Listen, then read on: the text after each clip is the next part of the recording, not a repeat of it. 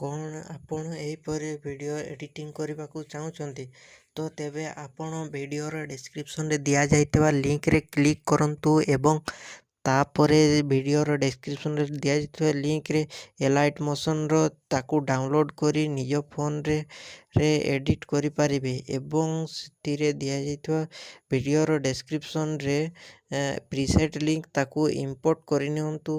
ତାପରେ ସେଥିରେ ଆପଣ ଯାହା କିଛି ଚେଞ୍ଜ କରିବାକୁ ଚାହୁଁଛନ୍ତି ତାହା ଚେଞ୍ଜ କରିପାରିବେ ଏବଂ ନ ଚେଞ୍ଜ କରି ମଧ୍ୟ ଆପଣ ତାକୁ ସିଧା ଡାଉନଲୋଡ଼୍ କରିପାରିବେ।